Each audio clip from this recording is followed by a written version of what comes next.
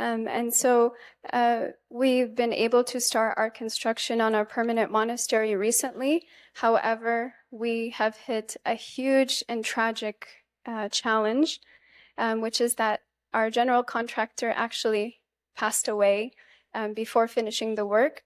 And afterwards, we were surprised to find that the many hundreds of thousands that we had labored for and spent on this project were actually taken and used for other projects that he had. And so our monastery alone in our construction project, the losses are about 385,000. And because this halt happened suddenly, and before our construction was finished, the building that we have is totally open and unfinished. It's still wood. And because of the weather, actually, it wasn't sealed off. So because of the weather, we have now even greater losses to our construction that has already happened. From, even the roof and just water coming in and leaking everywhere. So many things actually have to be replaced as well. What pains me is not so much the money that was lost as much as the labors of the nuns over the decades that actually allowed us to be able to get to the point of beginning construction.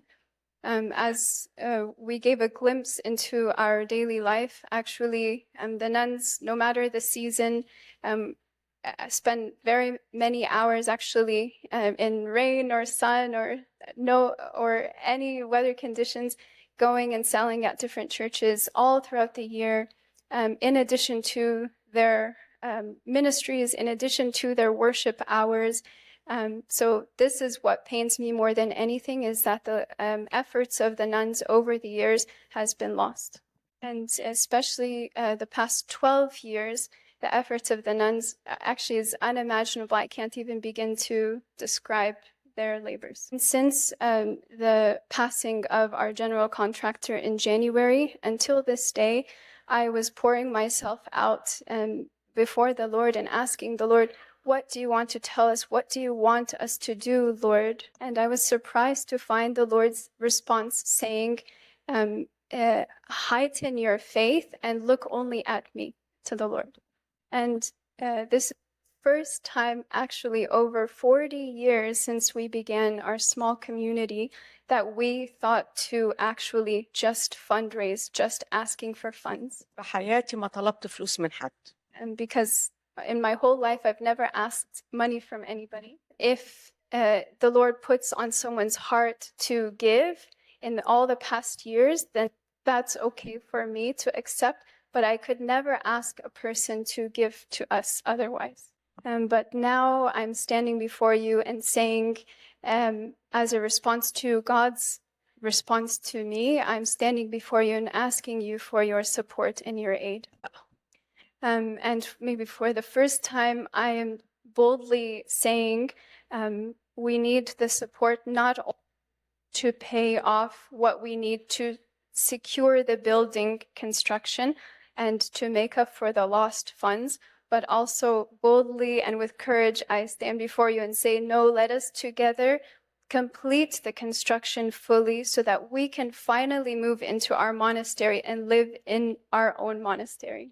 So we created a GoFundMe page, and just in the past 10 days, the Lord has put it on people's hearts to support us so that we could raise $350,000 in 10 days. And so to make up for the rest of the funds that were lost, in addition to securing the building, we only would need about $150,000 left. But in order to then take the next step to complete the construction so that we could actually live in this place, would need between $500,000 and $700,000 remaining.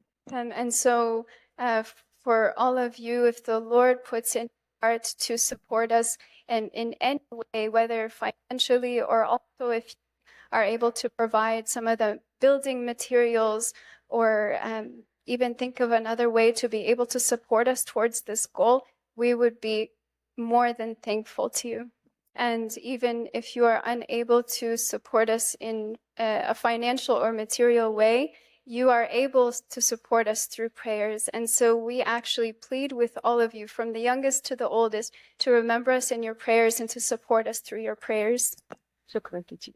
Thank you very much. Proved to be a citizen of the desert, an angel in the flesh, and a wonder worker, O Macarius, our God-bearing